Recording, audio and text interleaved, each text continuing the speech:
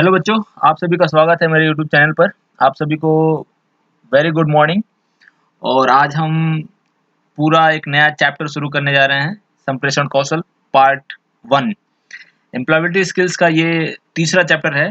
और इसके पहले मेरे दो चैप्टर 1 आईटी लिटरेसी और चैप्टर 2 इंग्लिश लिटरेसी, वो मेरे यूट्यूब चैनल पर प्लेलिस्ट में अवेलेबल है। तो जिन लोगों ने भी वो वीडियो नहीं देखी है वो जाकर उस वीडियो को देख लें।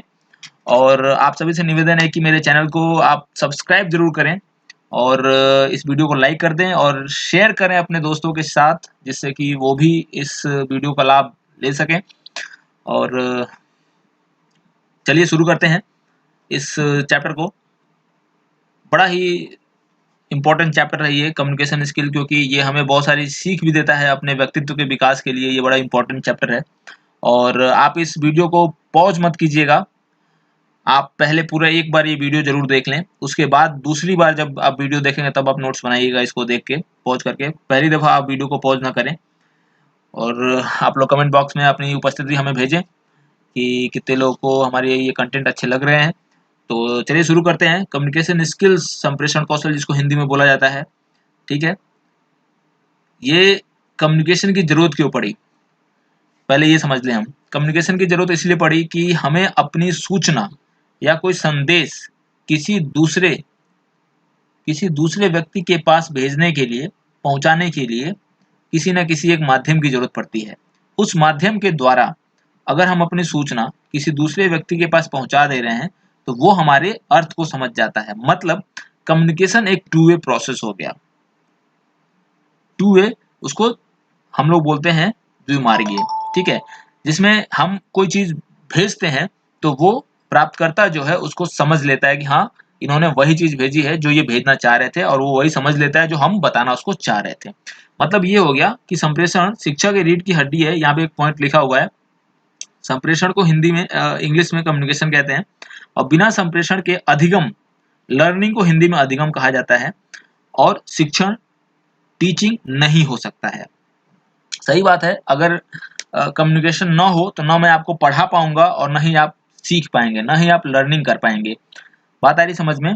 मतलब हम जो ये कम्युनिकेशन कर रहे हैं, जो मैं बोल रहा हूँ, वो आवश्यक है शिक्षा के लिए, ठीक। इसमें कुछ एलिमेंट्स होते हैं, तत्व होते हैं, जिसके बारे में हमको जानना बहुत जरूरी होता है। जैसे कि जो चीज मैं यहाँ पे आपको पढ़ा रहा हूँ वो एक मैसेज है। यही मैसेज मैं आप तक पहुंचा रहा हूं। आप पा रहे हो तो आप प्राप्तकर्ता हो गए। मैं आपको दे रहा हूं तो मैं क्या हो गया? सेंडर हो गया, भेजने वाला हो गया, या संप्रेषक हो गया।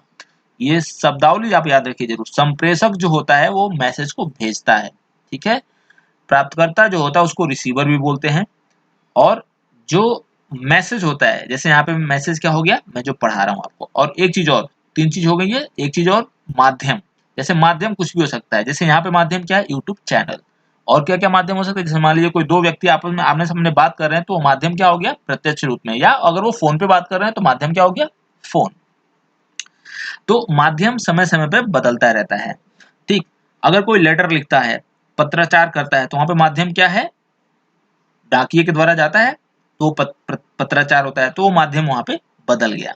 या दो शब्दों से मिलकर बना है, ये चीज आप लिख लीजिएगा। सम और प्रेषण से मिलकर बना है, ठीक है। यहाँ पे एक चीज इंपॉर्टेंट ये है कि ये जो आपका शब्द है कम्युनिकेशन, ये लैटिन भाषा से आया हुआ शब्द है। और वो जो शब्द है कम्युनिस्ट, ये एक बार क्वेश्चन पूछा जा चुका है कि लैटिन के किस वर्ड से ये शब्द बना हुआ है, तो आंसर है आपका कम्युनिस्ट, ठीक।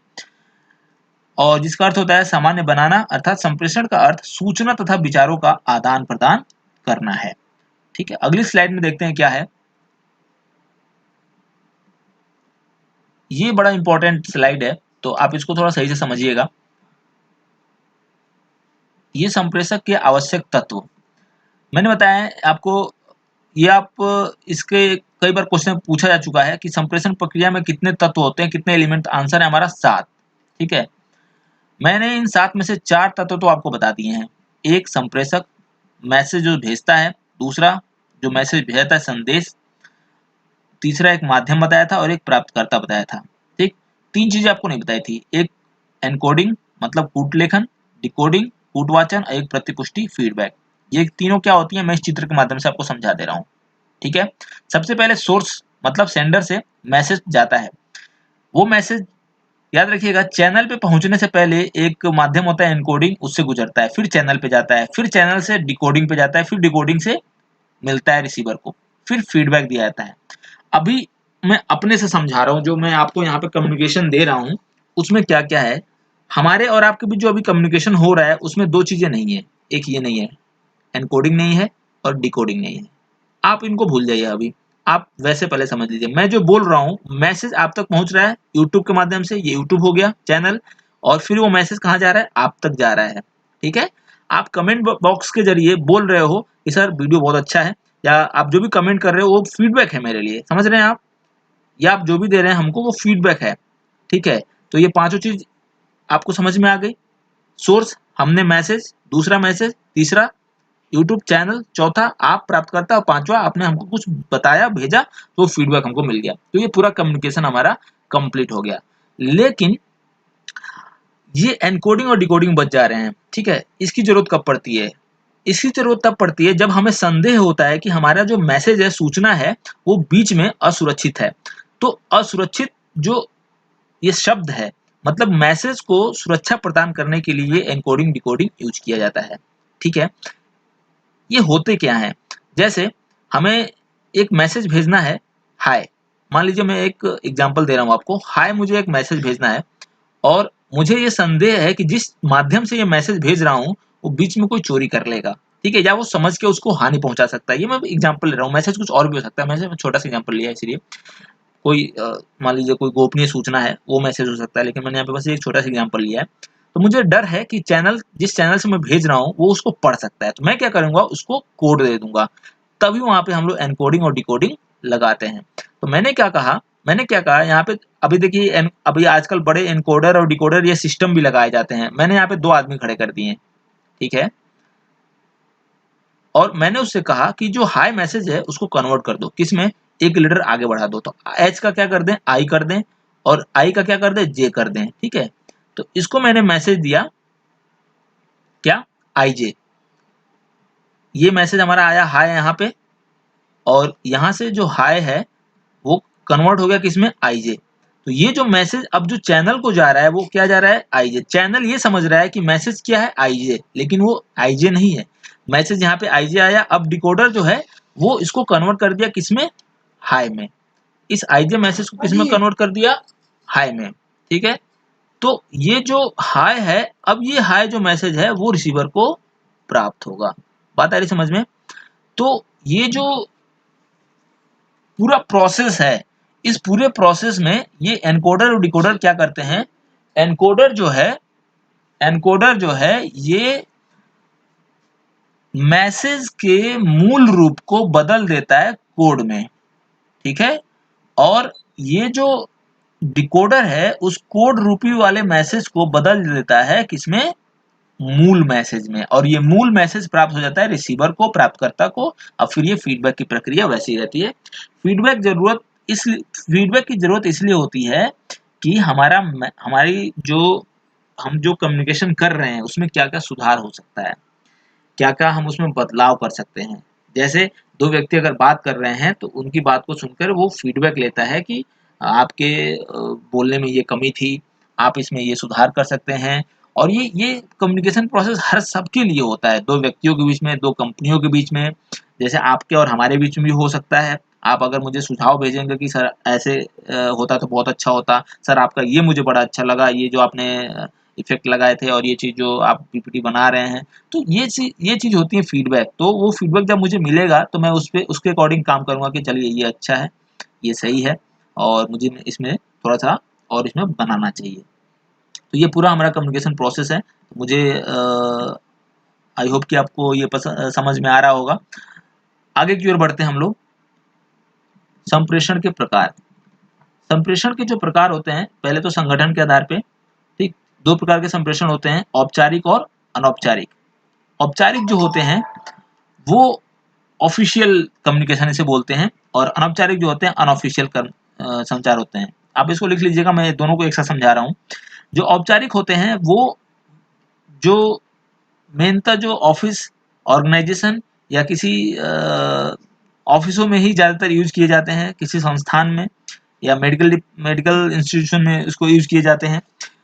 इसमें जो होता है, जैसे आपके कलेक्टर द्वारा जो तहसील को लिखा गया लेटर, या किसी कर्मचारी के द्वारा छुट्टी के लिए जो आवेदन पत्र लिखना होता है, या आप भी जो मुझे लेटर लिख के देते हो, छुट्टी के लिए आवेदन पत्र लिख के देते हो, वो भी एक क्या है आपका औपचारिक संचार। औपचारिक संचार में हमें बहुत ज़्यादा शब्दों का ध्यान देना होता है, उसमें आदर्श सूचक शब्दों का भी हमें बहुत ध्यान देना पड़ता है, कहीं छूट तो नहीं गया, और काफ़ी हमें लिखावट में और उसके शब्दावली में भी काफ़ी हम ध्यान देते हैं, ठीक है। और ये लिखित रूप में होता है, अधिकांशतः लिखित रूप में होता है, ठीक है। और अनौपचारिक में क्या होता है, हमें बहुत ज़्यादा आदर्शसूचक शब्दों पे ध्यान देने की ज़रूरत नहीं है। इसका मतलब ये नहीं कि हम इसमें आदर्शसूचक शब्द यूज़ नहीं करते हैं लेकिन कम करते हैं।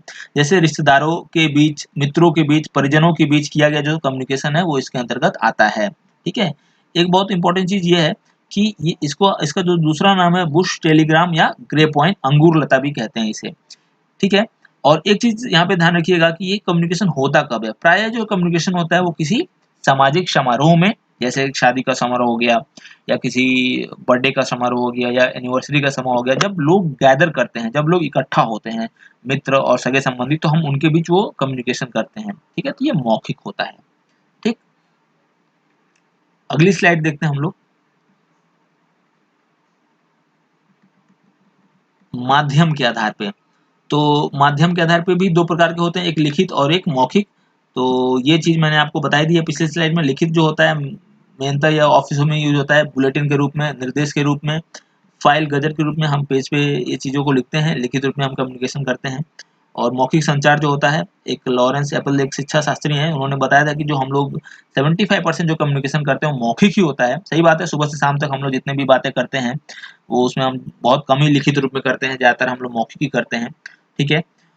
तीसरा है दिशा के आधार पे, ये बड़ा ही इम्पोर्टेंट है। इसमें दो तरह के जो हमारे कम्युनिकेशन होते हैं, एक अधोगामी होता है और एक ऊर्ध्वगामी। तो पहले अधोगामी समझ लेते हैं। इंग्लिश में इसे डाउनवर्ड कम्युनिकेशन कहते हैं। डाउनवर्ड कम्युनिकेशन, इसमें क्या होता है कि कोई उच्च अधिकारी अधीनस्थ, अधीनस्थ मतलब होता है नीचे के जो अधिकारी कर्मचारी होते हैं, उनको आदेश, निर्देश या कोई प्रस्ताव भेजता है तो इसके अंतर्गत आते हैं। जैसे इस एग्जाम्पल से समझते हैं, मान लीजिए कोई फैक्ट्री है, तो उसमें कोई कर्मचारी है, तो फैक्ट्री के जो कर्मचारी है उसके ऊपर उसका सुपरवाइजर होता है, तो ये आपका सुपरवाइजर है, हिंदी में इसको पर्यवेक्षक बोलते हैं। उसके बाद उस फैक्ट्री का मैनेजर है, प्रबंधक है उस फैक्ट्री का, फिर उस कंपनी का मैनेजर है, ठीक है, जो हेड ऑफिस में बैठता है, और फिर उस कंपनी का मालिक है, जो उसको हम लोग संचालक बोलते हैं, डायरेक्टर, ठीक है। तो जब ये जो है आपका ऊपर से कोई लेटर भेजेगा, मान लीजिए उसको 2% बोनस देना है, तो वो क्या करेगा, संचालक डायरेक्टर है, लेटर भेजेगा मैनेजर को कि आप कर्मचारियों को 2% बोनस दे दो। तो प्रबंधक भेजेगा फैक्ट्री के प्रबंधक के पास, फिर वो भेजेगा सुपरवाइजर को, सुपरवाइजर सूचना देगा किसको, कर्मचारी को। तो जब लेटर जो है ऊपर से नीचे को जाता है तो उसको बोलते हैं हम लोग अधोगामी, ठीक है। अगला देखते हैं हम लोग,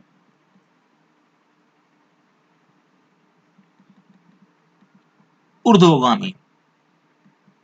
ऊर्ध्वगामी जो होता है अधोगामी का ठीक विपरीत होता है। जैसे अगर कोई कर्मचारी है, वो अपने सुपरवाइजर को लेटर लिखता है किसी मांग को लेके, और वो सुपरवाइजर मैनेजर को सूचित करता है, और वो मैनेजर अपने ऊपर के कर्मचारी बॉस को सूचित करता है या डायरेक्टर को सूचित करता है। मैंने पूरी डायग्राम नहीं बनाया है, खैर जरूरत नहीं है, क्योंकि मुझे दिखाना है बस नीचे से ऊपर की ओर फ्लो हो रहा है कोई पत्राचार, ठीक है, या कम्युनिकेशन, ठीक। तो यहाँ पे लिखा हुआ है नीचे से ऊपर की ओर अधीनस्थों से उच्च अधिकारियों की तरफ जो शिकायत, प्रस्ताव, प्रतिवेदन भेजे जाते हैं, उसे इस संचार के रूप में जानते हैं, ठीक है। तो इसमें हम लोग वर्कर लोग शिकायत भी करते हैं, सुझाव भी देते हैं, ठीक है। तो ये हर तरह के इसमें एग्जाम होते एग्जाम्पल के रूप में अगर मैं कहता हूँ कि कोई वर्कर है, कहता है कि हमारे जो जूतों की क्वालिटी है वो बहुत ही बेकार है, तो वो सूचना पहले सुपरवाइजर को देगा, फिर वो मैनेजर को देगा, और फिर वो बॉस को बताएगा, ठीक। समतल जो कम्युनिकेशन होता है वो एक ही स्तर के अधिकारियों के मध्य होने वाला संचार है। जैसे कि अगर एक जिले का जिलाधिकारी है दूसरे जिले के जिलाधिकारी से बात करता है, तो उसे हम लोग समतल कम्युनिकेशन कहते हैं। एक रैंक के अधिकारी होते हैं। तिर्यक संचार जो होता है, जब विभिन्न स्तर के अधिकारी और कार्मिक एक दूसरे से परस्पर संपर्क स्थापित करते हैं, तो वो तिर्यक संचार उत्पन्न होता है। ये संचार जो होता है वो जैसे कि अगर मैं कहता हूँ कि आज के इस महामारी जो फैली हुई है, कोरोना और कोविड-19 की जो ये समस्या है पूरे विश्व में। तो अपने जैसे अगर एक जिले का एग्जांपल लेते हैं, एक जिले में जिला अधिकारी है, तो अगर उसको स्थितियां अगर उसको कंट्रोल में लेनी है तो वो पत्राचार कम कर रहा है, फोन पे ही वो निर्देश दे रहा है। जैसे मान लीजिए उसको किसी हेल्थ वर्कर से बात करना है तो तुरंत वो छोटे 4th ग्रेड के कर्मचारी को फोन कर मिला ले रहा है कि भाई देखो ये समस्या है, ये इसको निपटाओ जल्दी से। पहले डॉक्टर को डायरेक्ट फोन कर रहा है, क्लर्क को डायरेक्ट फोन कर रहा है, वो प्रोटोकॉल नहीं देख रहा है कि हाँ मुझे अपने से नीचे अधिकारियों को पहले सूचना देना चाहिए। पहले वो फोन पे बात कर रहा है, बाद में वो लेटर लिख रहा है, ठीक है। तो इसके पहले क्या होता था, जैसे मान लीजिए कोई जिले में समस्या आती थी, तहसील स्तर पे कोई समस्या आ गई, डीएम के सामने आई कि तहसील पे समस्या है, तो वो क्या लेटर लिखता था, पहले तहसील के एसडीएम को लेटर लिखता था, फिर एसडीएम से नीचे आएगा, एसडीएम किसको लेटर लिखेगा, आपका कानूनगो को, कानूनगो किसको लेटर लिखेगा, लेखपाल को, और लेखपाल क्या करेगा, उस समस्या का निस्तारण गांव में जाकर गांव प्रधान के सहायता से करेगा। तो इस तरह का समस्याएं होती थी। लेकिन तिर्यक में क्या होता है कि डायरेक्ट कोई भी किसी को फोन कर देता है। ये विपरीत परिस्थितियों में ये बहुत ज्यादा तिर्यक संचार कम्युनिकेशन होता है, जैसे आज की परिस्थिति आई है हमारे सामने, ठीक है। तो और भी बहुत सारे हमारे कम्युनिकेशन होते हैं, लेकिन ये बहुत इंपॉर्टेंट थे जो मैंने आपको डिस्कस किए हैं। तो आप लोग इसको बहुत ही आसानी से समझ सकते हैं, जो मैंने उदाहरण बताए हैं आपको। अगला देखते हैं हम लोग।